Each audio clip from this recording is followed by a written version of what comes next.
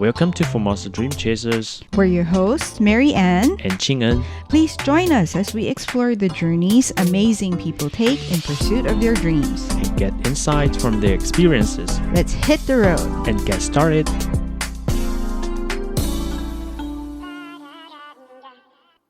Welcome to Formosa Dream Chasers. Today we're joined by Michael Huang, co-founder of the Lizhe Community School.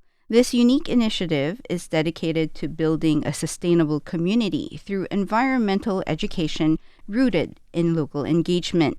The school collaborates with primary school students to explore the cultural and ecological richness of Ritakkan, a historic area in the Ujie township of Yilan. Michael has worked with local residents to develop creative, community-driven projects in Lizhe.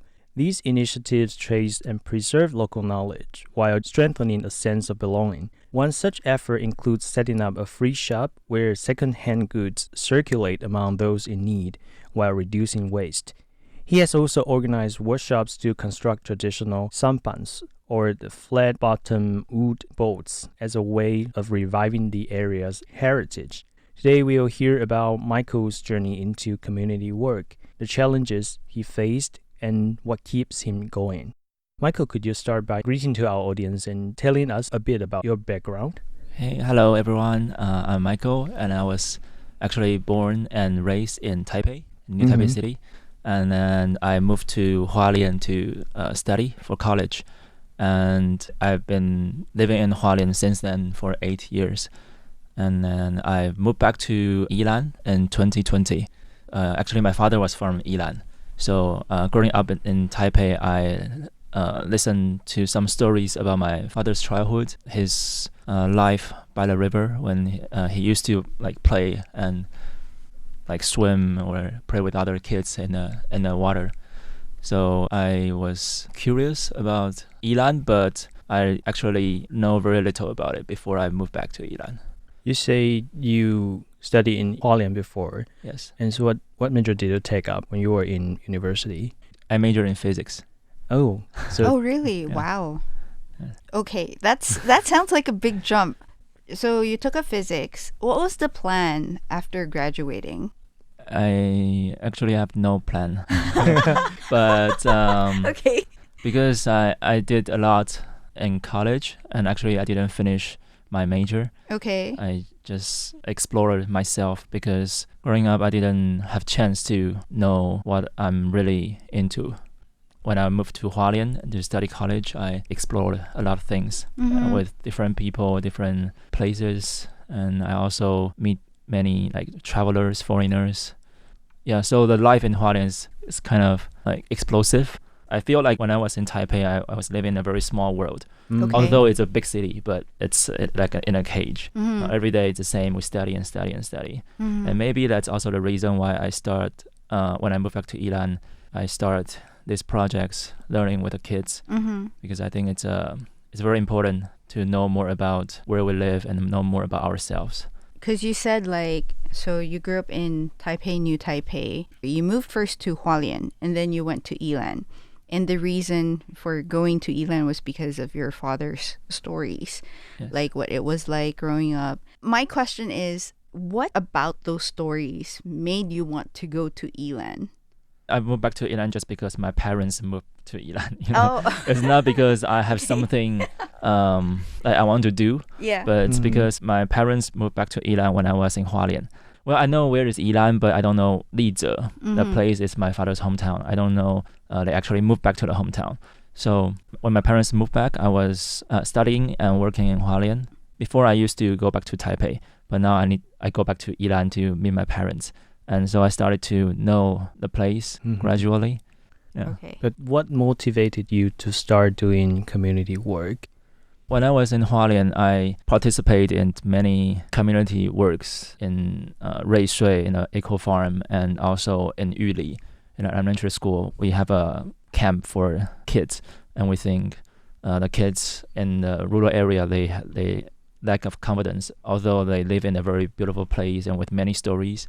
But everyone, they want to go out. They don't think they can stay in their hometown, and they think nothing is important or precious in their hometown.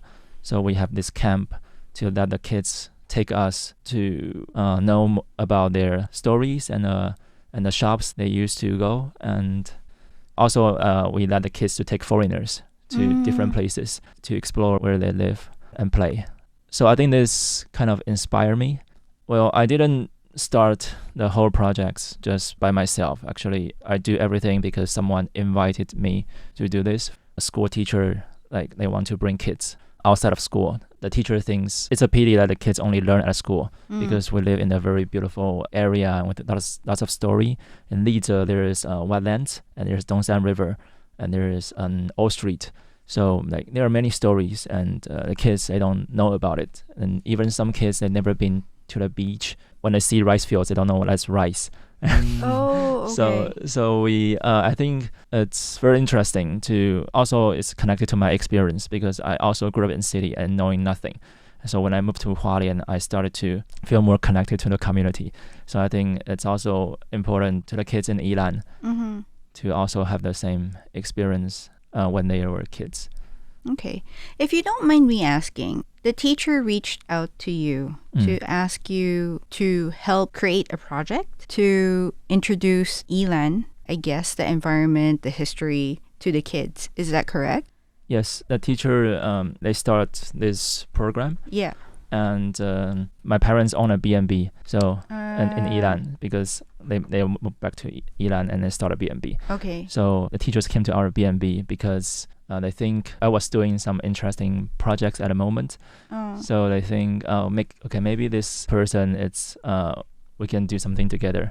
So the teachers came to our house and talked to us. At the beginning, the teachers want to talk to me, but then they found out my father is actually like local, and he knows a lot about the life in the past and the game the kids used to play.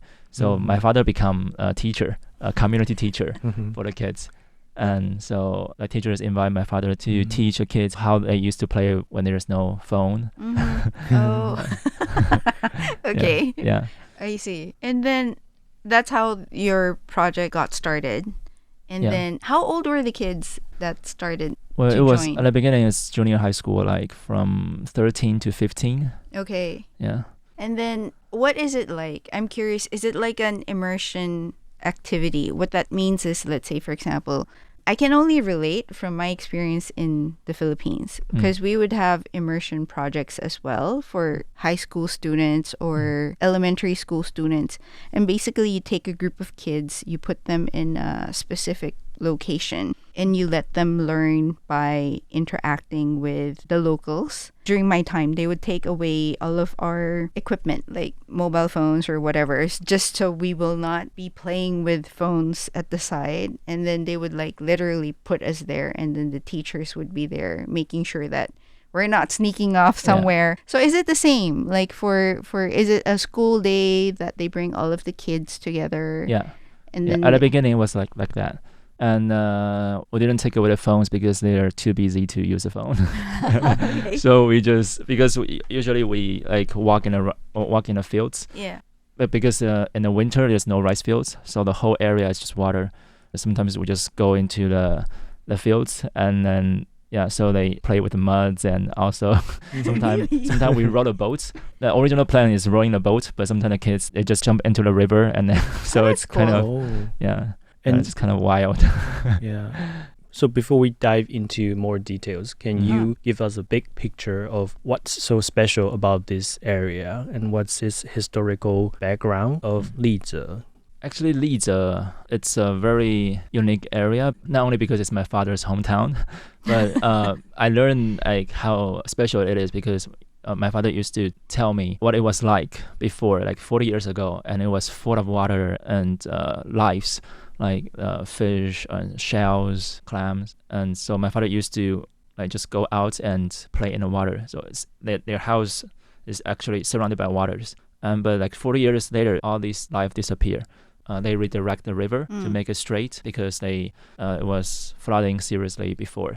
People's lives were threatened. So the government, they have this budget to redirect the river and make it safer. But in terms of this, it's actually a progress. But we also sacrifice many things that the kids nowadays, we don't know about it. And I discovered this after I moved back to Yilan. With the teachers, with the kids, we interview many locals, including the kids' grandparents. So they told us more about what it was like before. And so Lize is actually the area between Dongsan River and Pacific Ocean.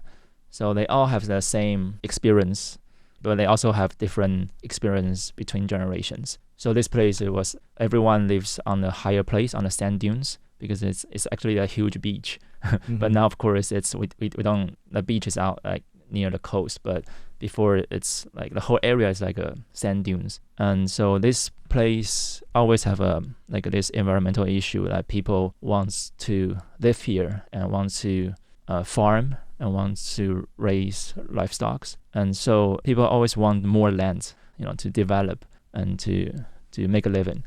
Even until now, now we have many B&Bs in Yilan, right? So they want to build new houses. The place where we live, it's always limited. Most of the area is flooded. So I think this area is at the front line of the struggle between development and preservation. Residents always have different opinions. So I think before they want to build a huge factory. At that time, they think this company can bring many jobs to Yilan, but people protest, and so they move to Yunlin. So now Yilan developed in a very different way. There are more tourists and the environment is preserved, but there are still some small conflicts. The government want to preserve the area, and also some people who love the nature, they want to preserve the area. But there are also some residents who have different opinions, including the landlords, the house owners. So because we are living there, and the kids, they grew up in this environment and near the beach, near the wetlands, and there are many also migratory birds and many stories from the past. It's basically a school for me. That's why we call it community school. And also there is a factory, industrial area. Lize 工业区 industrial area and Lize. So there are still some place it's industrial and some place is wilderness.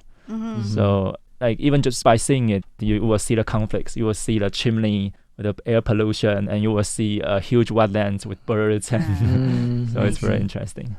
So your goal is to sort of continue with the historical context of your community, to have this memory transferred to the younger generation, and Right. also to maintain or at least show that there is value to keeping the environment pristine. Am I correct? My goal is actually keep changing. Wait, what do you mean? My goal at the beginning Yeah. it was to have more connection with my father. Okay. Also it's fun to do this because I know very little about this area, and I also realize there is a big gap between generations, between my father and I. I was curious. I want to be more connected with this place and with my father. After we start doing this, we wrote projects to get funding from the government.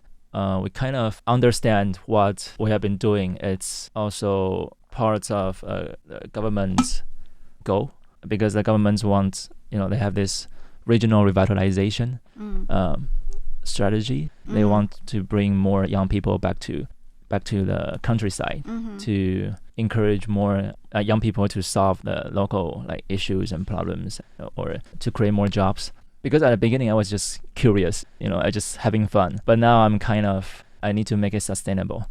So I need to kind of start a company or an association and to bring more people participate in this.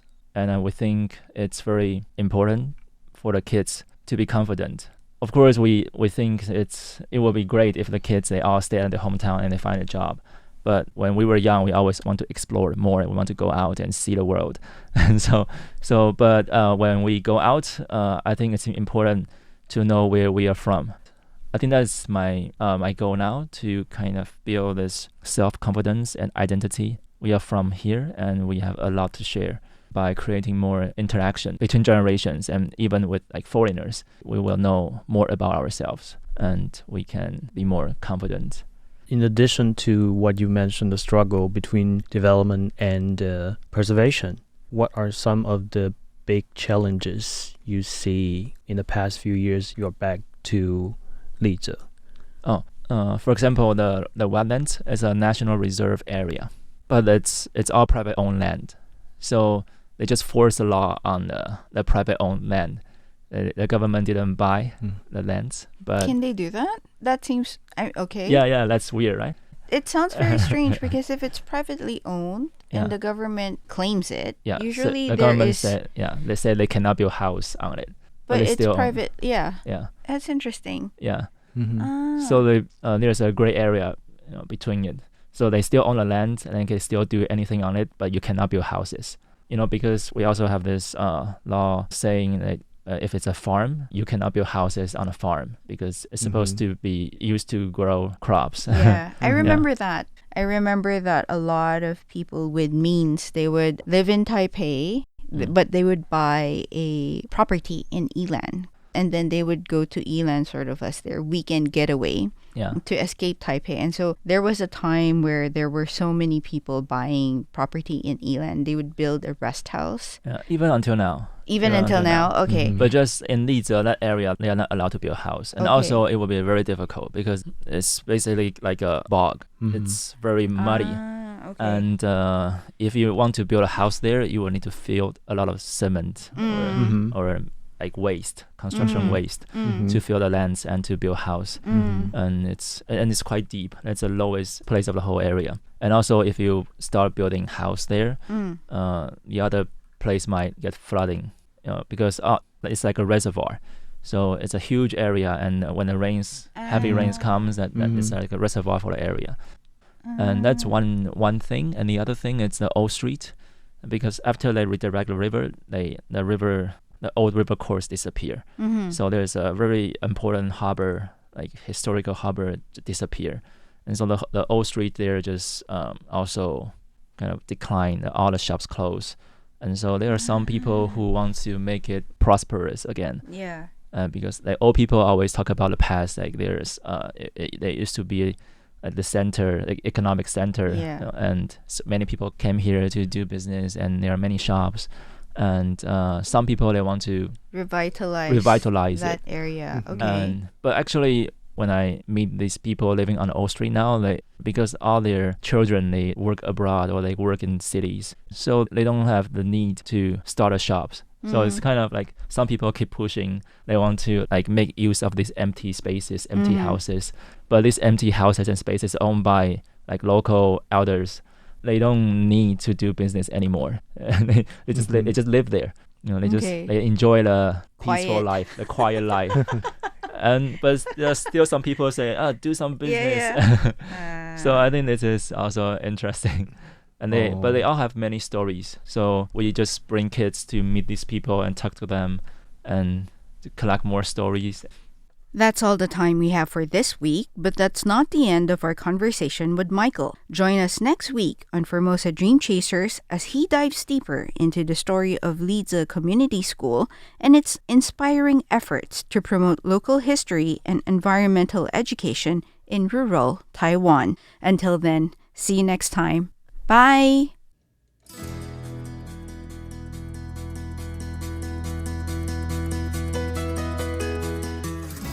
This is Ching and Cho. And Mary Ann Shoko. See you guys next week. Bye.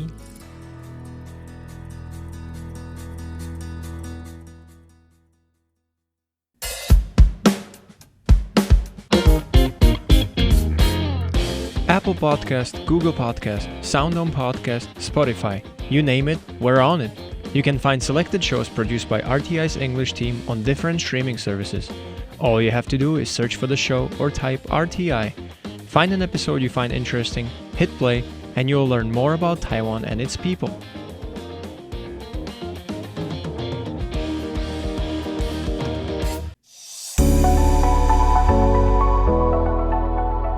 Did you enjoy our program? Do you have any questions or feedback on what you just heard? Email us at rti@rti.org.tw. That's rti@rti.org.tw. And we will respond to all of your comments. We look forward to hearing from you.